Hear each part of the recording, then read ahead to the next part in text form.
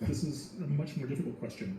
So when you first came on board the church, there was a lot of online flack, we say, and people even, I've gotten a few questions here asking directly whether or not you support the Family Proclamation. And how was that for you when you first came on board? Has it improved? And how do you deal with that? I've learned a number of things, and I've taken counsel from some people that I admire and love and that I sustain.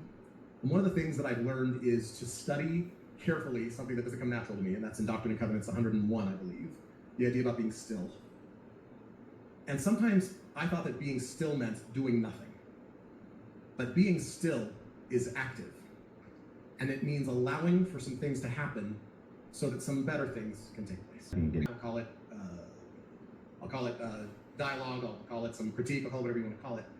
One of the things that I've learned is that when there's, in the internet age and in our current reality, we want to react immediately. That's a tactic in certain parts of communication. But when it comes to you, sometimes the best thing to do is to be still. There's real value in giving a moment for you to reflect and to let the other people that are talking with or maybe at you some time. The other thing that I've learned is that I got some quick advice there were things coming at me. You know, I'm talking to a group of people who know what it's like to put yourself out there. So you receive you have the same sort of reality perhaps in your own life. Someone said to me in a well-meaning way, well, don't take it personally. There's nothing more personal. I take it personally because I think the person who's taking issue with me or who's criticizing me or who has something to serve me, they're probably taking it very personally. And that's rough. But if I really want to be a peacemaker, if I really want to follow his counsel, I probably have to take it personally.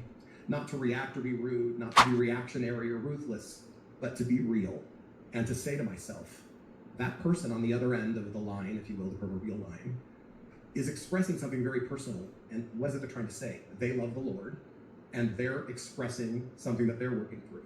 So maybe one of the best things that I can do is not to be weak, not to let things that are untrue go unresolved or unacknowledged, but if I'm going to be a peacemaker, I have to see that it's personal for them, and there's something driving a question. I hope that answers the question. And of course, I've been very clear, and my role, my job, is to support the leaders of the church and to be a servant of the Lord.